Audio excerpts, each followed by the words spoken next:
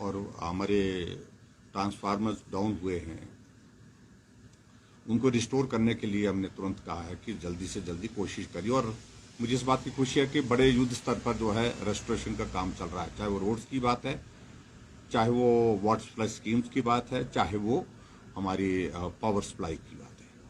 तो उस दृष्टि से सारी चीज़ों को ठीक करने की कोशिश कर रहे हैं। इसके अतिरिक्त मुझे दो चीज़ों को लेकर के इतना कहना है कि कोविड की सारी सिचुएशन पर अभी हमने जो रिस्ट्रिक्शन लगाई है वो कल तक हैं, 26 तक हैं अभी वो, लेकिन हमने मन बनाया है कि कोविड के केसेस यथावत हैं, लगभग थोड़ा कमी जरूर आई है लेकिन बहुत ज़्यादा कमी नहीं है, लेकिन उसके बावजूद नंबर ऑफ डेथ्स जो है वो थोड़ा इंक्रीज भी हुआ है। ऐसे में जो वर्तमान में जो बंदिशें, जो रिस्ट्रिक्शंस लगाई हैं वो कायम रहेगी एज इट इज, उसमें कोई परिवर्तन फिलहाल नहीं करेंगे। बस हाँ, 31 जनवरी तक जी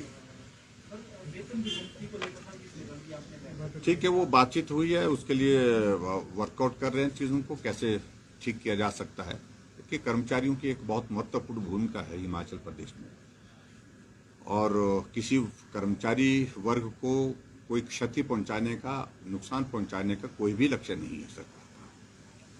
समय समय पर कोविड की सिचुएशन के बावजूद भी हमने कर्मचारियों को वित्तीय लाभ दिए हैं और आने वाले समय में भी उन पर उसी प्रकार से उनको हम कोशिश करेंगे कि उसी प्रकार से उनको वित्तीय लाभ जो जो भी मिलते हैं और जो नियम के अनुसार है, पंजाब पे कमीशन की अगर बात कह रहे हैं, उन सारी चीज़ों को लेकर के हम गंभीरता से विचार कर रहे हैं, किसी निष्कर्ष पर पहुंचने की कोशिश भी करेंगे जल्दी।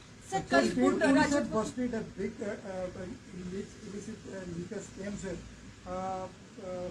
में कुछ लोगों की डेथ भी हुई है, लेकिन अब उस पर आरोप प्रत्यारोप दोनों बच्चे हो रहे हैं, कुछ फोटो पब्लिश हो रही है। क्या सरकार इसकी निष्पक्ष जांच कर रही है? और सर इसी में ऐड की ऐसी घटनाएं बार बार भविष्य में ना हो, सरकार इसके लिए क्या कदम उठा रही है?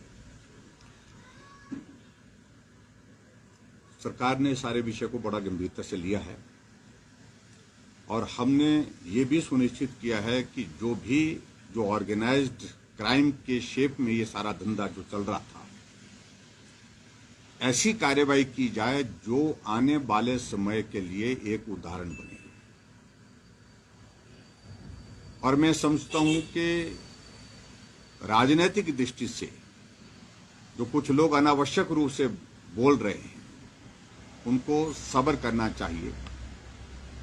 7 लोगों की मृत्यु हुई है। जब हम कार्रवाई करने के लिए आगे बढ़े और जब कुछ लोगों को उसमें पकड़ा गया, पकड़ने के बाद उन लोगों के रिश्ते, उनके संबंध बड़े बड़े नेताओं के साथ, किसकी रिकमेंडेशन वो पदाधिकारी बने, किस पार्टी के बने, इस बात को लेकर के छुपाने की बात नहीं है।